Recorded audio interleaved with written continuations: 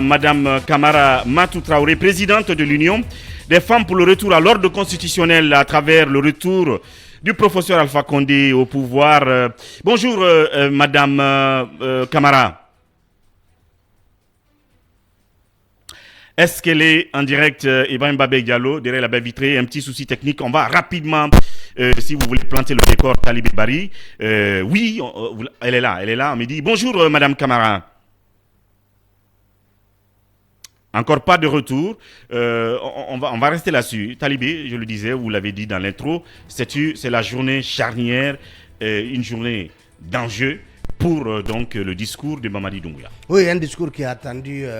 En tout cas, apprend-on à 10h heure de New York, ce qui fait 14h ici en Guinée. Il faut le préciser, nous avons prévu une édition spéciale pour donc prendre ce discours en tenaille de 13h justement à 16h pour pouvoir mettre nos auditeurs au cœur de ce discours.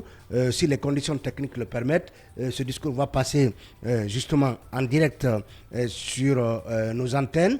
Mais une heure auparavant, on aura pris l'antenne pour justement, à travers notre envoyé spécial Zakaria Kamara, pouvoir en tout cas tâter l'ambiance qui prévaut aux alentours du palais de verre de Manhattan, où le discours du colonel Mamadi Doumbouya est attendu. Je ne sais pas si... Oui, on me fait signe une fois encore qu'on a Madame Camara. Madame Camara, bonjour, est-ce que vous nous entendez? Oui, je vous entends très bien. Bienvenue dans cette émission Mirador. Talibé Bari, pour commencer. Madame, vous êtes la présidente de l'Union des femmes pour le retour à l'ordre constitutionnel à travers le retour du professeur Alpha Condé au pouvoir. Vous êtes donc à New York. Hier, je vous ai eu au téléphone. Vous êtes venu d'une autre ville pour donc débarquer à New York dans le cadre justement de l'accueil entre griffes que vous comptez réserver au colonel Mamadi Doumbouya. Qu'est-ce que vous avez préparé pour justement vous faire entendre à l'occasion du passage du colonel Mamadi Doumbouya au siège des Nations Unies? Merci beaucoup, Talibé. Merci à tous vos auditeurs.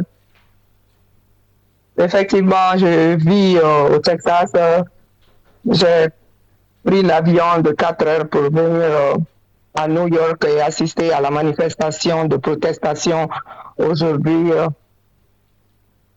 aux Nations Unies avec la communauté guinéenne des États-Unis et du Canada. Donc, nous sommes fin prêts, tout le monde est mobilisé. Nous allons commencer par l'ambassade de la Guinée à New York, à Manhattan, de là-bas pour nous rendre au siège des Nations Unies. Donc, ça veut dire que vous allez faire un sitting, donc une mobilisation devant l'ambassade de Guinée à New York, avant d'aller devant le siège donc, des Nations Unies. Oui, effectivement. C'est ce qui est prévu pour aujourd'hui. C'est quoi le slogan ou les slogans, les pancartes? Quels sont les mots qu'on peut évidemment lire sur vos pancartes que vous iriez brandir devant l'ambassade et le siège des Nations Unies? Les pancartes sont essentiellement conçues de mots comme le retour à l'ordre constitutionnel, à bas les pushistes, à bas la dictature, à bas, la répression et des manifestations et réclamer aussi la justice pour les détenus politiques. Il y a le retour à l'ordre constitutionnel, le retour au bercail des leaders politiques. Il y a tout ça, il y a plein de slogans qui seront déjà scandés, qui sont déjà préparés. Bien. Ouais. Alors oui, Lincoln. Alors Madame Matou Traoré, vous comptez mobiliser combien de Guinéens autour de ce mouvement? Puisqu'il y a d'autres mouvements également de soutien. Il y aura pas moins de 1000 personnes, je ne sais pas, c'est beaucoup de gens, parce que je sais qu'il y a des gens même qui sont venus de l'Europe aussi pour assister à cette manifestation. Donc, je crois que ça va dépasser au moins 1000 personnes qui vont se présenter sur l'esplanade des Nations Unies aujourd'hui. Oui, Basekou. Madame Camara Matou Traoré, le président de la transition, le colonel Mamadi Doumbouya, prend la parole dans quelques heures à la tribune des Nations Unies. Qu'est-ce que vous attendez de lui? Et concrètement, en 2 ans de gestion, qu'est-ce que vous reprochez au CNRD?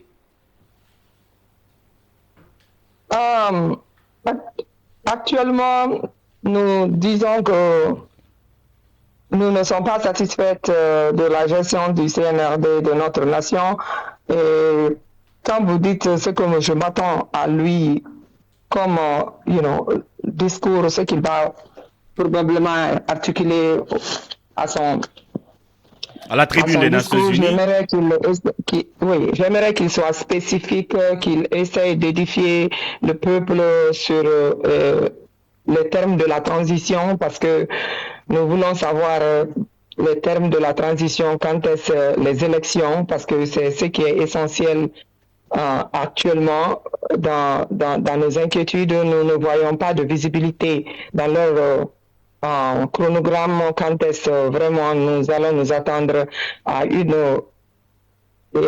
la tenue des élections. Est-ce que les termes des 2 ans seront respectés pour qu'ils rendent le tablier au civil en 2024? Donc, j'aimerais qu'ils soient très spécifiques dans ce qu'ils voudront faire pendant la fin de leur transition. Donc, c'est ce que tout le monde veut entendre. Est-ce qu'il y aura des élections libres et fiables à la fin des 2 ans? Ils ont promis. Madame Kamara Matou Traoré, Emmanuel Milimono pour une autre question.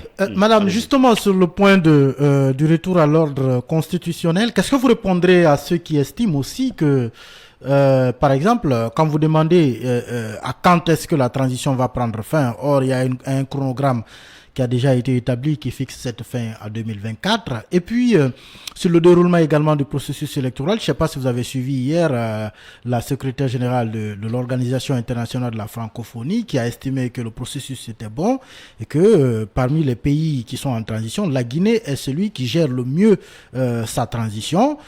Qu'est-ce que vous répondrez à ceux qui estiment qu'au vu de ces constats, cette revendication peut-être n'a pas de sens? Bon, je dirais que moi, personnellement, ça n'engage que moi, que je vois de la naïveté politique à toutes les voix qui assument que la transition de la Guinée se porte bien ou se passe bien, dans la mesure où les acteurs principaux politiques les acteurs principaux de notre politique sont mis à l'écart, comme le RPG, le UFDG, le UFR. Je crois que tu ne peux pas faire une transition sans initier, sans être inclusive de toutes ces voix politiques. Et actuellement, à la minute que je vous parle, vous savez que le président de l'UFDG comme de l'UFR ne sont pas en Guinée, et leur rentrée aussi en Guinée est vraiment critique et questionnée. Donc, on se demande de quelle transition dont on parle quand il y a un refus total de dialogue du CNRD avec les vrais acteurs politiques de notre nation. Et je me demande de quelle transition démocratique dont on parle quand les manifestations pacifiques sont interdites sur le territoire, sur toute l'étendue du territoire. Les gens sont oppressés et il y a une réprimande totale des manifestations, il y a des tueries quand il y a les manifestations pacifiques. Donc moi je me demande de quelle transition dont on parle ici. Bien. Donc si on parle d'une transition démocratique, elle doit être inclusive, où tous les acteurs politiques peuvent s'asseoir sur la même table et discuter de l'avenir de notre nation. Ok. Alors oui, Madame Kamara Matou Traoré, je m'intéresse cette fois-ci à la fonction que vous avez dans ce mouvement. Président de l'Union des femmes pour le retour à l'ordre constitutionnel. Maintenant, le mot qui vient après est très important, à travers le retour du professeur Alpha Condé au pouvoir. Alors, une fois que vous devez vous mobiliser aujourd'hui, le dénominateur commun entre l'RPG et l'UFDG ou les forces vives aux États-Unis, c'est le retour à l'ordre constitutionnel. Mais vous y ajoutez à travers le retour d'Alpha Condé au pouvoir. Est-ce que ce n'est pas un élément de fraction, de friction, de fissure, séparation entre vous et ces autres. Est-ce que ça vous met ensemble? C'est la première question. La deuxième, il est reproché à la délégation du colonel de procéder à une sorte de partage d'argent dans tout New York et au-delà pour qu'il y ait des mobilisations en leur faveur. Est-ce que vous avez fait ce constat-là?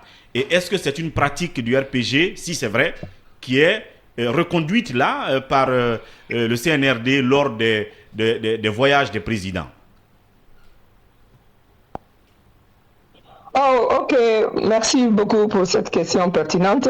Je dirais de ce qui concerne du retour à l'ordre constitutionnel par le retour du professeur Alpha Condé.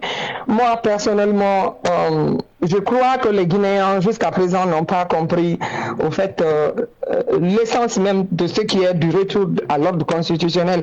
Si vraiment nous le pensons honnêtement, parce que si nous le pensons honnêtement, c'est le retour à ce qui a été brisé. Ce qui veut dire on avait un président qui était élu démocratiquement en République de Guinée par la voie des urnes et qui a été déchu par un coup d'État fracassant qui a coûté la vie à beaucoup de nos confrères guinéens.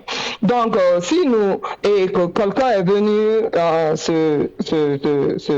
s'approprier ce pouvoir par les armes et dissout toutes les institutions républicaines qui étaient en place. Donc, à mon avis, je crois que s'il faut repartir au rétablissement de l'ordre constitutionnel, c'est de rétablir ce qui a été brisé de façon illégale. Parce que vous pouvez être d'accord ou pas d'accord avec moi, mais vous savez qu'aucun Guinéen n'a voté le colonel Mamadi Doumbouya pour qu'il vienne de cette manière renverser le président de la République qui a été démocratiquement élu. Bien. Un président bien élu ou mal élu vaut mieux qu'un coup d'État. Ça, c'est mon premier point. Mon deuxième point, donc, je crois qu'il y a de la naïveté ou de la manque de compréhension de toutes les personnes associées pour au retour de l'ordre constitutionnel, pour la compréhension de ce manquement-là. Il faut les deux, et ça va ensemble. L'ordre constitutionnel va avec le retour de d'Alpha Condé au pouvoir. Bien. d'Alpha Condé, bien sûr. Bien. Deuxième question, je parlais de distribution d'argent. Ok, allez-y. Est-ce que vous avez constaté ça? C'est la vérité, je le dirais parce que j'ai eu des preuves concrètes des concitoyens que je connais à New York. Je m'abstiendrai de dire leurs noms qui ont reçu des t-shirts et de l'argent. Je connais 2 personnes qui ont reçu $200 chacun d'entre eux et des t-shirts. D'autres ont reçu les sobis pour partir supporter le colonel Mamadi Doumbouya, car nous savons que c'est tout un fiasco qui les attend, donc ils n'ont vraiment pas le monde qui les supporte, donc il faut quand même couvrir la face. $200 par personne et un t-shirt. Est-ce que vous pourrez nous aider à avoir quelqu'un qui pourra donc témoigner de vive voix, même sous anonymat? Et puis, la question subsidiaire, est-ce que là, c'est une pratique du RPG quand il était au pouvoir, que le CNRD réutilise là, c'est-à-dire à l'occasion des déplacements d'Alpha Condé, on dit aussi qu'il y avait des distributions d'argent, que ce soit aux États-Unis ou ailleurs, pour mobiliser des gens. Est-ce que c'est votre recette qui est réutilisée là par le CNRD? Ok, pour commencer d'abord, je dirais que personnellement, je ne suis pas au courant de ça, parce que je vous dis déjà que ma structure n'est pas une structure du RPG. Cette structure est une structure complètement indépendante de tout attachement avec le RPG. Il faut que je précise ça. Je ne suis pas au fait RPG en tant que ça. Je suis avec les femmes qui veulent le retour du professeur Alpha Condé. Ces femmes viennent de différents horizons. C'est pas le RPG seulement. Donc, s'il y avait des pratiques comme ça, que vous avez à poser ces questions-là aux RPGistes.